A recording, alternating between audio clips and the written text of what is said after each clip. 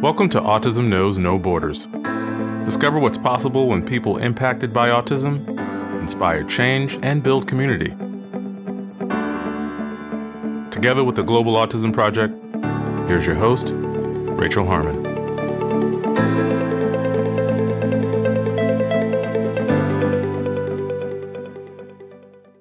Hello, everyone. Our guest today is Lisa Pugliese-LaCroix. Lisa is a speech and language pathologist, a former collegiate tennis player, and the founder and CEO of Serving Autism, a nonprofit organization that provides specialized therapeutic tennis instruction for individuals with autism. Serving Autism's mission is to expand life skills, increase community inclusion, and promote independence of individuals on the spectrum.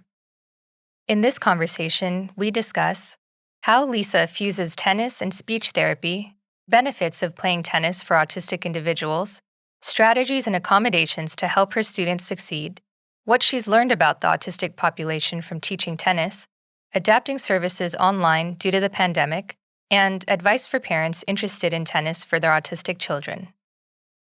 In this episode, discover what's possible when skills are transferred off the court. For more information about Lisa and her work, please visit our show notes at autismknowsnoborders.com. We appreciate your time. If you enjoy this podcast and you'd like to support our mission, please take just a few seconds to share it with one person who you think will find value in it too. You can also follow us on Instagram at Autism Podcast, subscribe to our YouTube channel, Global Autism Project, and join our community on Mighty Networks at community.globalautismproject.org. And now I present you Lisa Pugliese-LaCroix. Hi, Lisa. Welcome to Autism Knows No Borders. Thank you for being here today. Thank you, Rachel, for the invitation. I'm excited to be here. Could you please briefly introduce yourself?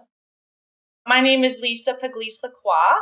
I live in Delray Beach, Florida, and I'm the founder of Serving Autism. Wonderful. So how did you begin working with the autistic population? 18 years ago, I started my first job as a speech and language therapist. And my very first job interview was in an autism unit at a public school here in South Florida. And that began my journey working with children with autism. 18 years later, I'm still in the field as a speech and language therapist. So really it was kind of brought to me, the principal said to me, I know this job interview is for a speech and language therapist. And back then with autism, it was a little bit different. There was less information about it. And I didn't really have any training in graduate school about autism. So he was a little hesitant on, showing me the classroom. And he said, I don't know if you're going to like this, if this is for you. But I walked in and just immediately fell in love with what I saw on the kids and how unique they were. So I walked back to the principal's office and I said, yes, I would love this job opportunity. And I think he was happy to hear this. So I stayed there for 10 years. And then I transitioned to a charter school for autism, the Palm Beach School for Autism. They have around 350 children with autism here. And I worked there for 5 years. So that's kind of like my speech and language. I'm currently working actually with progressive pediatric therapy part-time doing telehealth since COVID. Okay, got it. And how about your background in tennis? When did you start playing? I started tennis at the age of 5. I was born and raised in Memphis, Tennessee. And I had the opportunity of taking a tennis lesson when I was 5 years old. And the tennis coach afterwards spoke to my parents and said, your daughter has really good hand-eye coordination. I think this may be a good sport for her. And at the time I was playing soccer and piano. As a child, you do everything. And I didn't realize how much I would end up, playing tennis. So I did start in Tennessee and became competitive, I'd say around 10 years old in tournaments. And we moved to Florida when I was 14 for my dad's job. So I continued to play Florida tennis in juniors. My parents were nervous about us moving to Florida because Florida tennis is very competitive. It's like the top in the United States compared to other states. Very competitive here.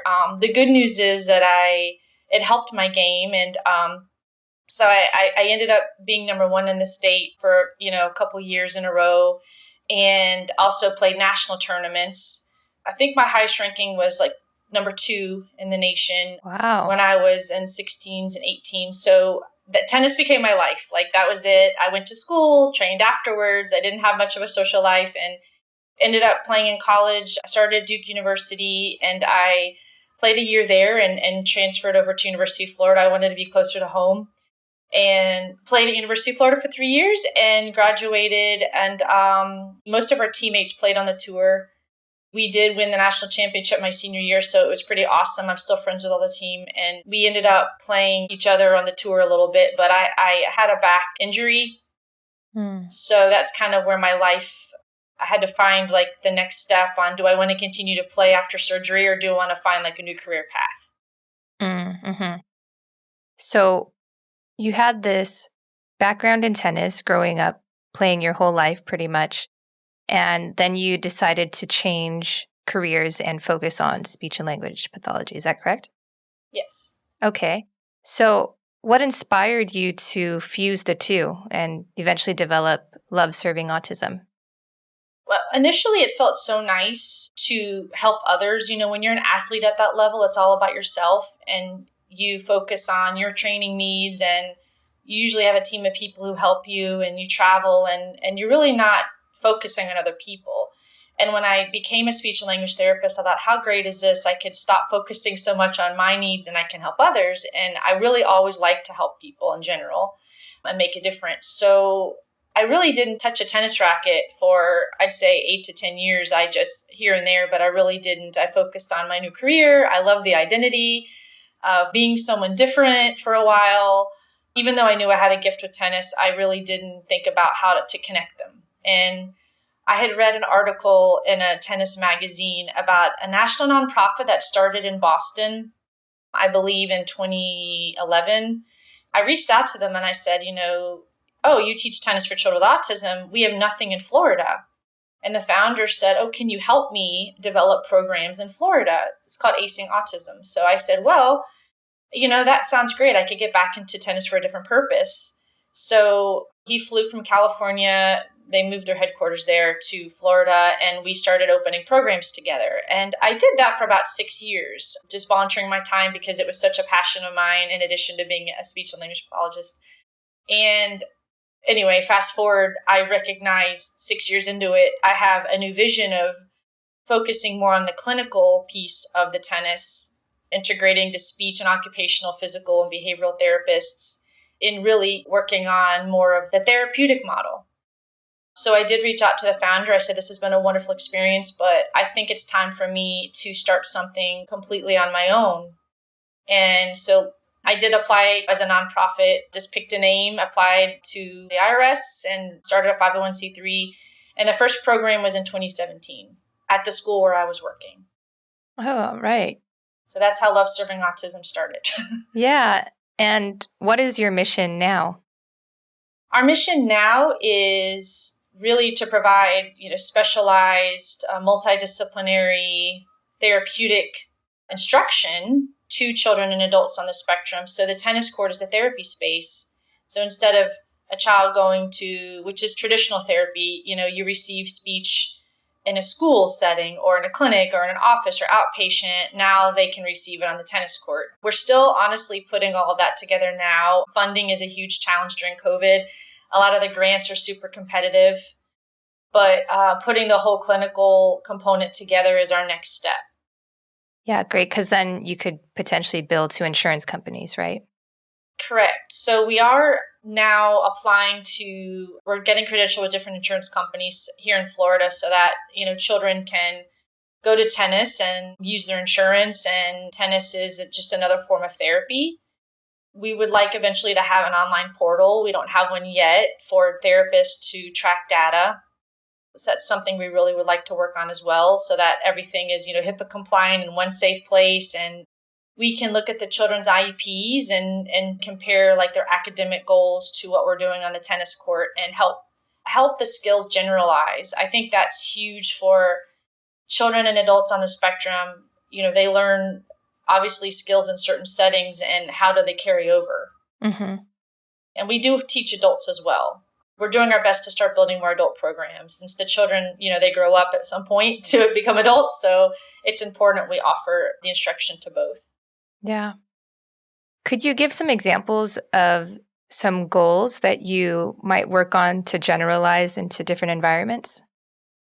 An example from my speech and language therapy background would be, for instance, on the tennis court, we have such a wide range of children from very verbal and social. Maybe they have Asperger's syndrome and they need help with their social skills versus a child who is completely nonverbal and they don't really have a voice, right? So, another goal of ours in the future is to really focus on training volunteers and coaches on how to facilitate language skills and really how to help the children initiate language. Because when you're in tennis, you toss a ball to a child, they hit a volley.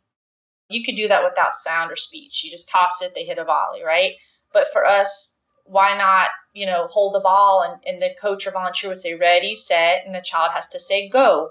Mm-hmm. So they have to initiate, whether it's verbal or using their device, communication device, or whether they have a picture exchange, like a visual.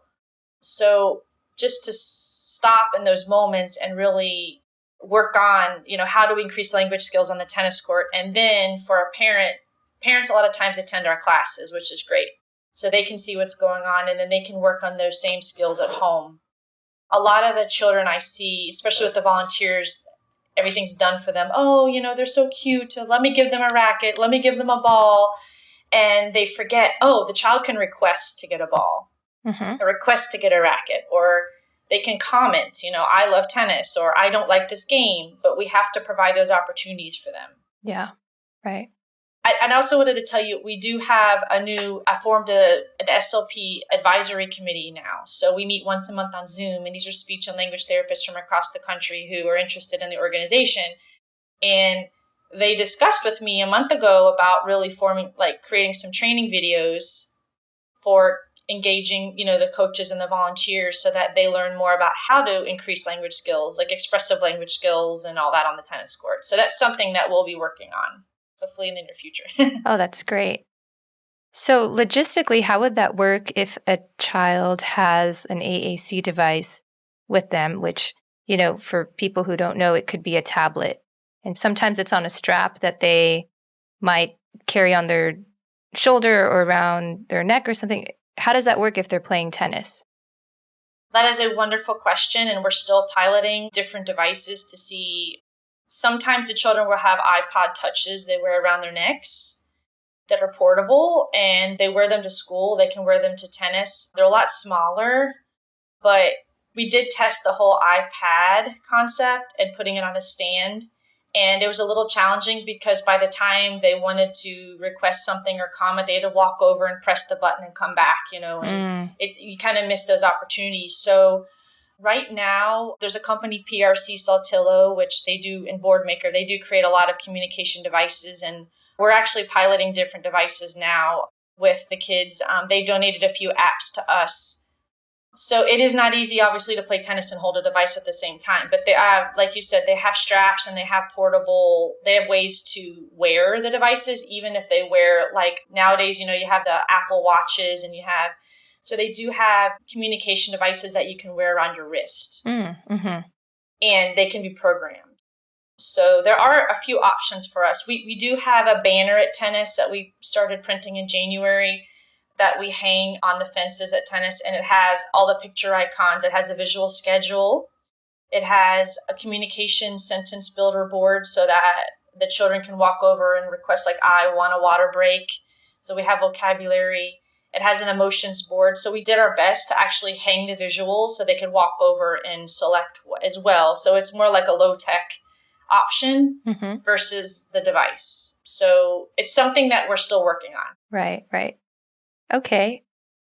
What are the benefits of playing tennis for individuals with autism?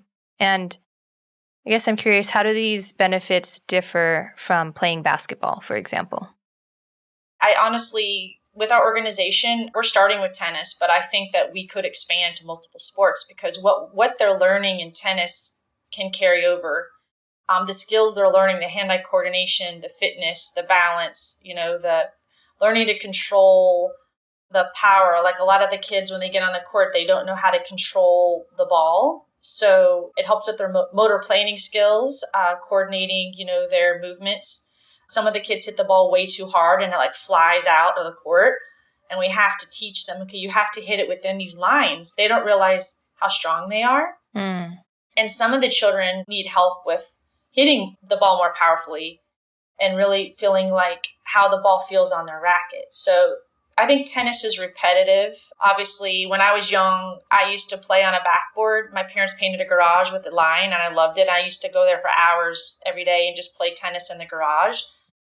Myself, I loved it. So I think for them, it's repetitive and it's very visual and it's social. A lot of the kids come out, if we have 10 children, up to 10 children in a class per hour, they get to see their friends, they get to meet new people, and it increases, their ability to, improves their social skills too. So I think there are so many benefits, and even it benefits the parents too, because it's a support network for them. And they don't feel as isolated. They're raising a child with autism and maybe they don't know anyone in the community or they don't really know where they're accepted. They don't want to take their child somewhere where they might feel they're being judged. But when they come to tennis, their child can have a moment and they're still, it's okay. You're here with everyone else. And it's like more of an unconditional, like loving, family, Yeah. a family unit. So I think there are multiple benefits. One more thing, it also provides a structured routine so that the children know, okay, every Saturday at 8 a.m., I'm going to tennis. And they'll go rain or shine. As you know, children with autism like their routine. So Yeah. Just curious, that motion of swinging the racket, can this movement be generalized to something else in everyday life? Like, with music therapy, holding a drumstick can be generalized to holding a pencil or holding a fork. And I'm just wondering about this motion with the racket. Well, there's many different, you have your volleys, which are up here doing this. You have your ground strokes, which are a little bit like, I don't know if you could see me, but, you swing from low to high. Sorry, Lisa, for the people who aren't going to watch the video, could you just describe the volley, like what you're doing with your hand? Sure. Just drop this. So the volley is when you hit the ball in the air, the ball does not bounce. So you hold your racket up and it's like you're giving someone a high five. So we do practice high fives before a lot of times we put a racket in their hand because they don't realize when you hit a volley, like if you watch the US Open or Wimbledon on tennis, the professionals are not doing a lot of crazy swinging, right? They're just taking their racket and using the force of the ball and hitting it straight like a high five. So it's interesting because the children a lot of times think it's baseball or they want to get a ball racket and just swing it, so hard. And we have to teach them how to regulate their body. So I'd say, I don't know if it generalizes to a specific motion. I mean, definitely high five, we practice that, but also I think it helps them learn more about the strength of their body and it builds like muscle control. Mm-hmm. So those are at the net. Volleys are at the net when you don't let the ball bounce. When you back up all the way, like on a tennis court to the baseline, on a big court, the ball bounces. Now you swing from low to high. You go all the way over your body, sort of like golf. Yeah. And those are forehands and backhands. And I think that it's another great tool for motor planning because a lot of the children, we have to time it. We have to work on like telling them when the ball bounces and when they can hit it because sometimes they swing before or after and they don't know how to time the ball to hit the ball. So a lot of times the coach will say bounce and the child has to say hit, bounce, hit, so they get the timing of it. So I think there's a lot of purposes, I think, for learning the strokes and the skills. I don't know, like vocational, like what you can learn maybe from doing that, but motion. I know when I sweep, when I sweep and clean the house, I use like my forehand. It's really funny. Like I clean my house, like literally, like I'm playing tennis. It's really, I didn't know I did that until my husband was like, look at how you're sweeping. Like, I don't know. Yeah. But I do, I think tennis is great, to build muscle strength and control. And again, for them to learn like where their body is in space, right? Like proprioception. It's sometimes they don't know. Mm-hmm. Mm-hmm. so that when you hit the tennis ball, and it's like, I guess it's kinesthetic, right? So when they hit the ball, it can regulate their system. And I think that's something they love to hit volleys over and over and over again, because I think it kind of calms their nervous system. Yeah. It makes sense. Yeah, it is interesting. But one of our goals, I mean, I know that autism, exists around the world. And, I know that eventually we're expanding out of Florida now, and eventually, we're going into a few different states. So I think that, the goal of our organization is to really focus on the therapies, and that whatever we teach on the tennis court, whether it's in Florida or New York or Pennsylvania, wherever, it generalizes into the community and the school and the home settings. And even holding a tennis racket, how do you hold a tennis racket? It's like, how do you hold a pencil? It all can translate, but as long as the parents understand the bigger purpose, I think that's, which they're getting, Yeah. But I think that's something we're continuing to develop. So Great. What strategies have you found helpful when teaching tennis to autistic children? Like you've mentioned the visual schedule, which can help with setting up a structure for them. What are some other strategies? Yes. So if you attended one of our classes, and currently, we're in Florida, we did expand to Massachusetts, and excitingly, we're expanding to a few more states in the next 6 months. So there's a definite need for the program. There's a pathway. So the children start with like a red ball, which is bigger and pressureless, and it's almost like errorless learning. So it's easier for them to hit the ball. And once they advance from the red ball, which I'd say 80% of our participants stay there for, up to 1, 2, 3 years. If some stay, are currently still there, and we're in year 5 now, they progress to orange ball, which is a little smaller and faster. And then you go from orange to green and green to yellow. So there's a whole progression of tennis balls, and they get smaller and faster. So that's one modification. That's what the United States Tennis Association uses for children who are typical and now adaptive tennis too. So there's a pathway. And in addition to the tennis balls, we use a lot of targets and bright colors. Like we have poly spots, which are little dots that you stand on, like you see in gym class. So every child knows where to stand at all times, whether they're stretching, whether they're at the net hitting volleys. They know where they are in space, because it's not easy for them sometimes to follow directions and know where exactly to stand. So we use a lot of poly spots and visuals and targets. And the younger children use mini nets so that, it's a little smaller and easier for them with the smaller rackets. So the equipment's modified, and I'd say what we do on the court is a little more modified. We use a smaller court space, so it's easier for them to track the ball. Mm-hmm. But we do have children who have advanced through the red, orange, and green, which is amazing. We have around, I'd say, 7 participants now who are learning to compete and keep score and serve and return and rally. They're a little older, so they did advance through the pathway. And I think it just demonstrates the fact that it's possible, but it's not overnight. It's not quick. But just through repetition, and we do weekly classes, 6-week sessions, like 5-6 times a year through all their locations. So I think the more tennis they have, obviously, the more they improve. Mm-hmm. Yeah. What have you learned about the autistic population from teaching tennis that you didn't know when you were just an SLP?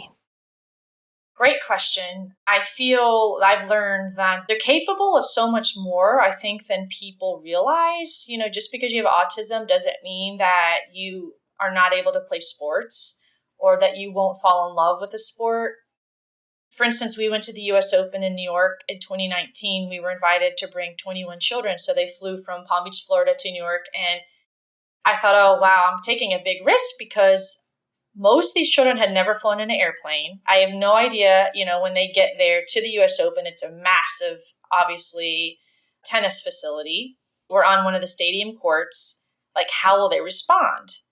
And it was the most incredible experience, because the parents took like videos of their child traveling on the planes and getting there in the hotel, and it was all new routines. And they were exposed to so many new environments, and they stepped on the tennis court, and it was only a 10-minute experience for them, but they did incredibly well. And parents are still like, when are we going again? Can we go again? Is COVID finished? Because we want to go again.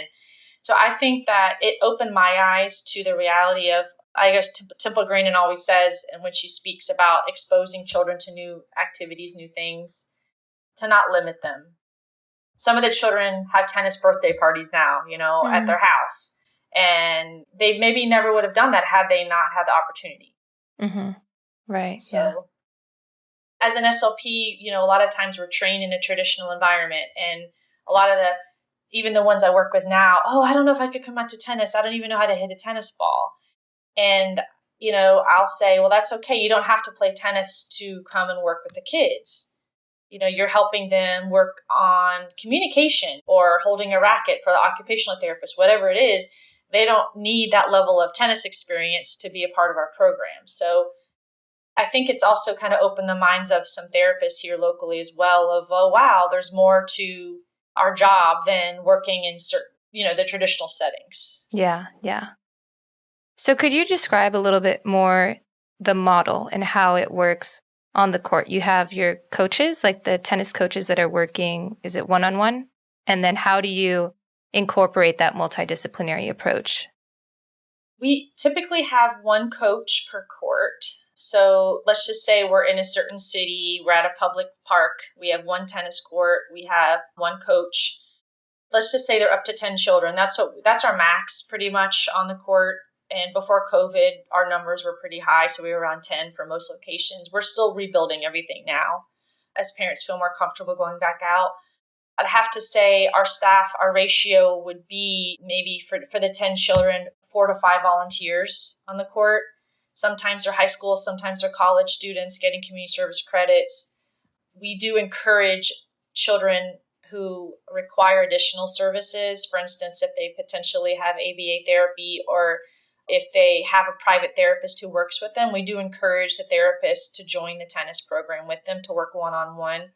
We can't always guarantee a one-on-one person for every child because they're all volunteering their time.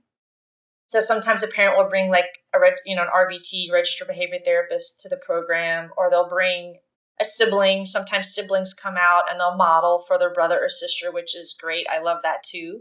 As far as the therapists, as like I said, we're actually piloting a camp next week. It's our first multidisciplinary camp.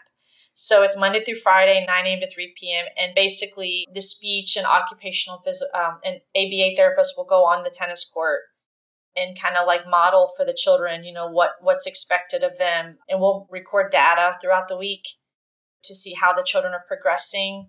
I think that the bigger model would be once we're credentialed with insurance companies, maybe a child could have his own speech therapist or his own, hey, I'd like to have OT during tennis today or this week, and then they could get an OT to come out and work individually with that child. So right now it's more of like a group setting, but eventually it'd be great to have individual, working individually with the children. Yeah, or like a hybrid so that they can still get those social skills. Correct. Yes. Yeah. Yes. Can you share a success story related to one of your students? Oh, yes. We have a few. May I say more than one? Oh, of course. Yes. Okay. So one that always sticks out in my mind because it's a little bit unique is we started the tennis program at the Public School for Autism I told you about in South Florida, which is a big charter school. And one of the students is nonverbal, meaning there's really no speech due to like apraxia, speech apraxia. Like he's not able to articulate at all. And so he got to tennis and I knew he was happy, but he wasn't able to really tell us how he felt. And you never know how much the children enjoy the program at times because they can't really, if they don't have the speech to tell you, this is so much fun. I really love this. Even some children don't even care to use their devices after school. They'll like tuck them in their backpack, So his mom reported that he would bring his tennis racket to his room every evening and put it right by his bed. And the mom would try to move it and put it back downstairs and he would shake his head no, because I think tennis became part of his routine. And it made me so happy. This is just one story. It made me so happy to hear like it meant that much to him because in my mind, I didn't know if he really enjoyed tennis. He wasn't able to tell us. And he's not really an athletic type of child, he just, you just wouldn't know. So I do miss him. We had to shut all of our school programming due to COVID in 2020. So we hope to reopen the program again in the fall. at that one location. Mm-hmm. Another story, a success story, would be a child who he has some language. He has more of the echolalia, so he likes to repeat words and phrases. Very smart. And I'd say he's in middle school now. And his mom said, "You wouldn't believe what my son's doing. He's bringing the tennis balls home after class and he's hitting on the wall at our house." And they had to board the windows because he almost broke one of the windows one day. And the funny thing is like the children we teach are perfectionists, a lot of them. So if they miss a tennis ball, they have to go find that exact ball. Hmm. So if he hit a tennis ball over the roof of the house, he'd have to go run around and get it and bring it back. And he collected all the balls in a basket and brought them to his room, which I saw. So, like I said, they don't always express themselves the way we would and say, "Oh my gosh, I had so much fun today. I want to play this again tomorrow." But the parents have a lot of stories, and they typically like to share them with us. And there's one more. Yeah.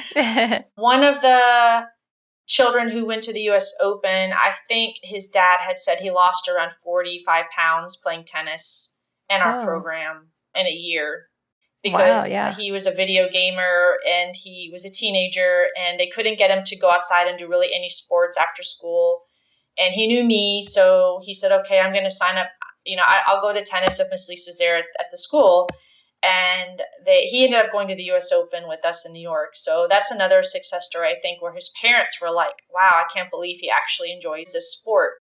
But one of the challenges of the organization is expansion. And I'm now training coaches. Initially it was me. I was the coach at most of the programs. And now that we've expanded, we have around 17, I think, locations in Florida now, and we're still growing, that I have to train the coaches, and it's not always Miss Lisa. So the children are learning, they're showing up at classes and saying, "Well, she's different. That's not the same person." And learning to adapt and become flexible with their thinking. Mm-hmm. And learn, okay, it's okay to have a new coach, and it's okay, she may do it differently, but it's something that the children are adjusting to. Yeah. So, and being in the field for 18 years now, why are you passionate about the autistic population? Another great question. I really was drawn to autism, obviously, in my first job interview. I think that I understand the children at a certain level, maybe because I'm in the industry, also because I was quite introverted growing up. I'm much different now, I think, but I was very quiet, and tennis was sort of like my voice. I didn't feel comfortable in social settings. I didn't feel comfortable like at parties. I was never that person, but I love to hit a tennis ball. So I think that I understand how awkward and uncomfortable they may feel, in social settings or maybe going to tennis classes. And I can help them obviously find their voice through tennis, and maybe this can be something they enjoy doing. And they're pure, most of the children, adults I meet, they're all like so kind. And I told my husband, who's a tennis pro here in South Florida at a big country club, I said I'd much rather teach tennis to children and adults on the spectrum than I would at a country club, because they appreciate it, they enjoy it, the families are involved, and you get to celebrate the small successes.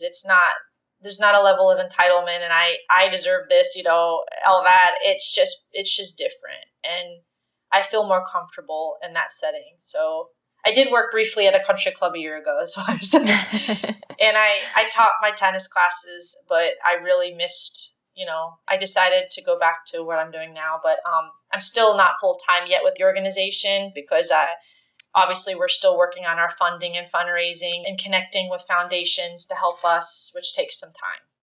Yes. Well, you are already impacting so many families. Thank you. Yeah. The statistics are so different now versus 18 years ago when I was in grad school or graduated. And I think with 1 in 54, I believe, now it's, I try to train coaches now in the industry throughout the US and actually worldwide, because they may not teach a program like mine, right? But they may meet a child in their after-school tennis program at a facility who's on the spectrum. Mm-hmm. And I do receive emails, I'd say at least once a week, from pros around the country and even internationally of, "Oh, I heard about what you're doing and I need some advice. And this child's doing this, and I don't know what to say to the parent. And how do I communicate with the child?" And it's a little bit disruptive for my class, but I want, what do I do? And so nowadays with the numbers so high, the tennis coaches and pros and directors are meeting more children on the spectrum. Yeah. It's great that those families are exposing their kids to tennis. So that's a good sign. Absolutely. Absolutely. I just wish a little bit that there was more open communication. I don't know how often parents discuss the diagnosis with the coaches. And I don't think it's the coach's role to ask about that. But I think it's important the coaches, what I recommend usually is a coach calls the parent and says, hey, I love having your child in my class and they're doing so well in these areas. And can you help me with some of these other areas? And hopefully that can open the communication to, oh yeah, well, that's what they do in school and they get accommodations or they have a 504 plan, whatever it is, that they get extra support too. Mm-hmm. Because you don't want to ever assume a child is diagnosed with autism. You just don't. But it's also important that the parents are communicating with the coaches about how to properly support their child. Yes, exactly. It's all in the best interest of the student. Yeah. Absolutely. So, Lisa, have you guys had to adapt your services due to the pandemic? You said that, some families are now getting more comfortable with being out in public, but what have you done to support these kids over the last year? In March, let's say mid-March, we postponed our in-person programming and then realized, wow, the whole world was doing that as well. So I thought, well, we can't just stop our programs. So we transitioned to virtual tennis. And what I did was I took the lesson plan from in-person classes to my house and decided, well, we can log into Zoom and I can invite the families and we can play tennis from home. And we have. We've been playing tennis from home for, 17 months now almost. Wow. How does that work? Do the kids need to have their own court at home too? No. So they're logging in from inside their houses, or they could be out on a patio or something, like outside.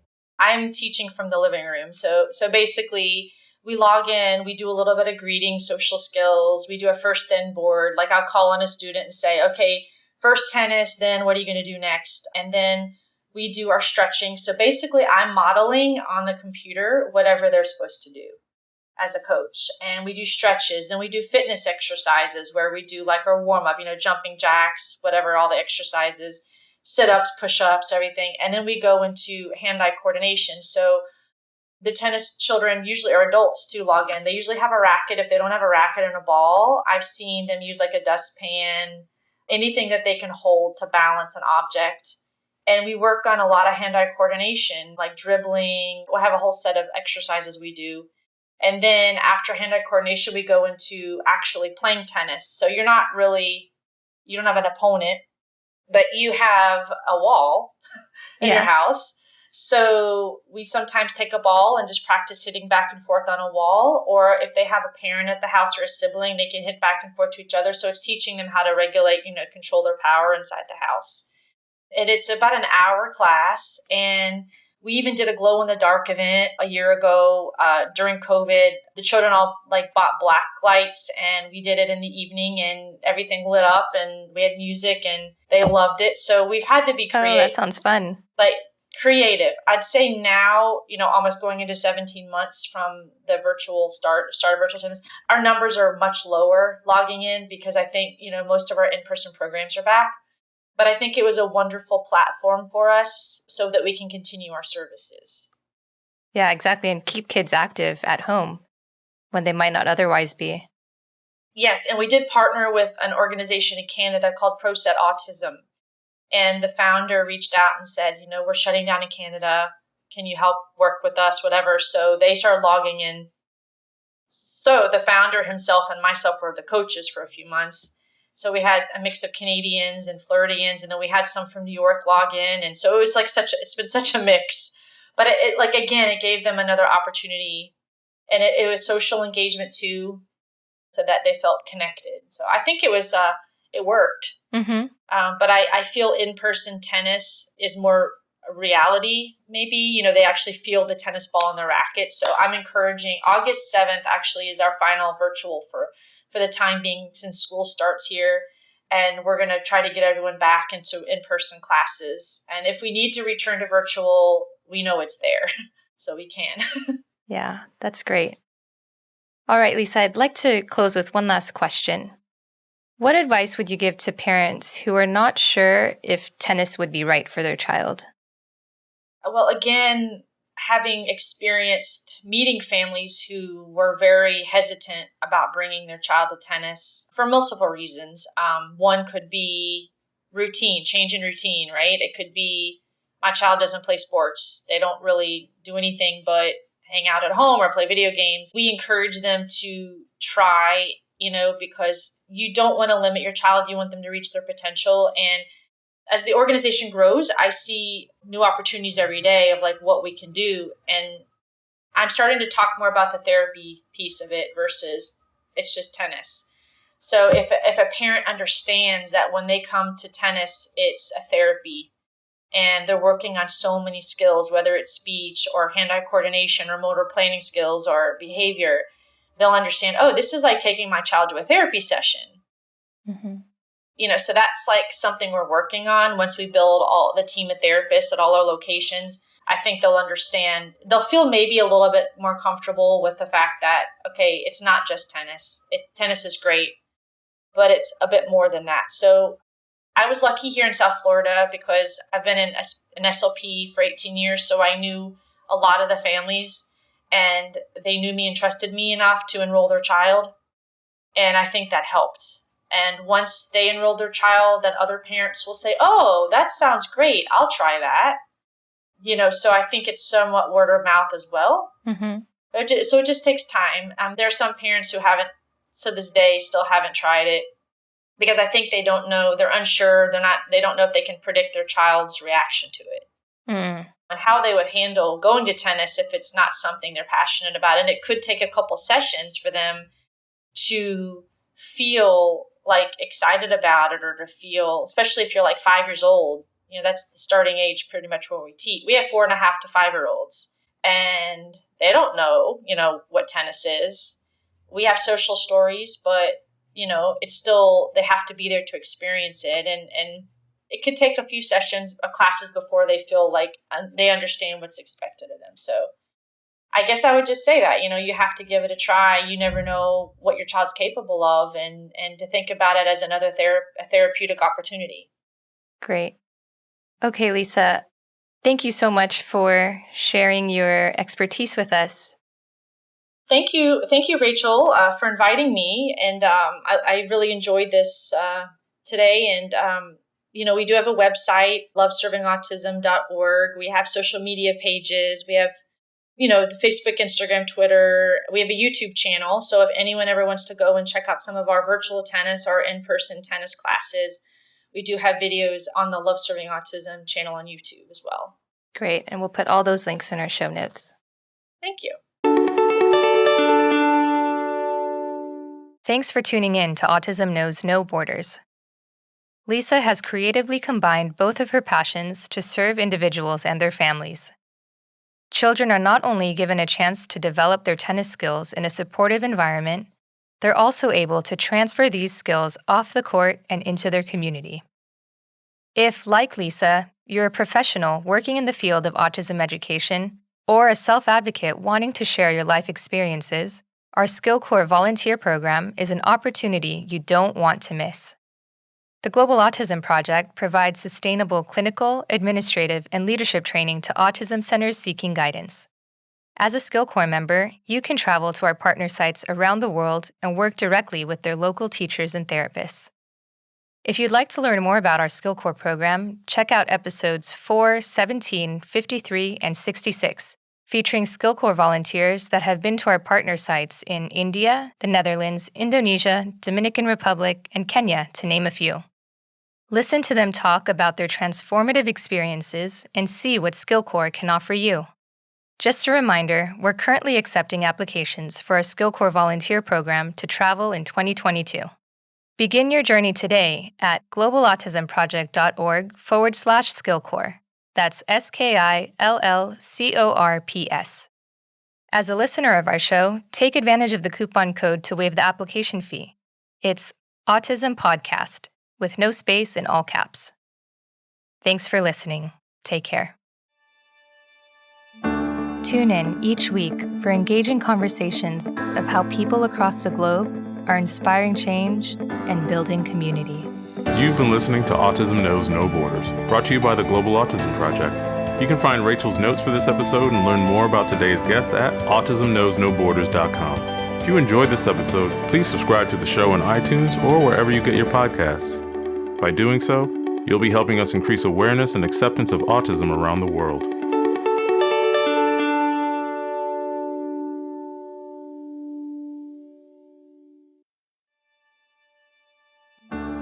You've been watching Autism Knows No Borders. If you like this video, please give it a thumbs up and subscribe to our channel. Also, we'd love to hear from you, so let us know what you think in the comments section. Click here to watch another interview from our podcast. You can also find us on your favorite podcast app. Tune in each week for engaging conversations of how people across the globe are inspiring change and building community. Thanks for watching. Take care.